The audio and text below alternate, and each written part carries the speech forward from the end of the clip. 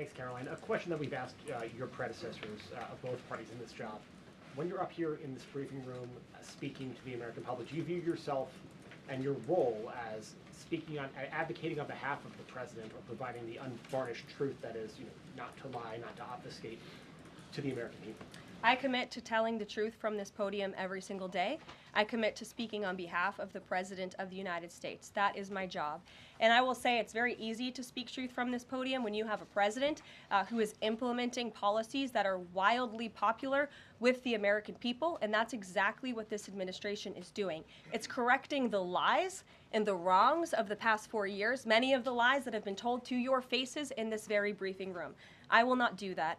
But since you brought up TruthSeek, I would like to point out, while I vowed to provide the truth from this podium, we ask that all of you in this room hold yourselves to that same standard. We know for a fact there have been lies that have been pushed by many legacy media outlets in this country about this president, about his family, and we will not accept that. We will call you out when we feel that your reporting is wrong or there is misinformation about this White House. So yes, I will hold myself to the truth, and I expect everyone in this room to do the same. Caroline, sure. Questions for you. One, on the freeze in federal funding. Who advised the president on the legality of telling government agencies that they don't have to spend money that was already appropriated by Congress? Well, as the OMB memo states, this is certainly within the confines of the law. So White House counsel's office believes that this is within the president's power to do it, and therefore he's doing it. Okay, so they disagree with lawmakers who say that they don't have the power to freeze this funding. Again, I would point you to the language in the memo that clearly states this is within the law.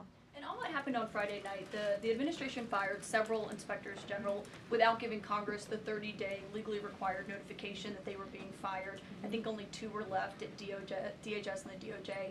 And then yesterday we saw several prosecutors, I believe 12, fired from the Justice Department who worked on the investigations into the president.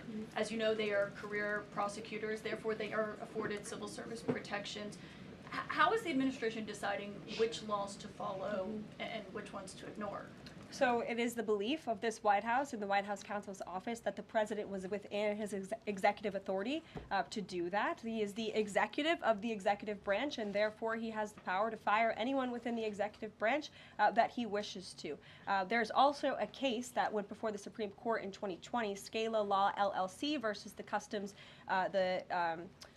Bureau protection. I would advise you to look at that case, and that's the legality that this White House was resting on. So you're confident that if they bring lawsuits against you, those prosecutors who were fired, that they will succeed? We will win in court, and yes. Did he personally direct this, given they worked on the classified documents investigation and the election interference investigation? This was a memo that went out by the Presidential Personnel Office, and the president is the leader of this White House. So yes. Come from him. Yes. Caroline.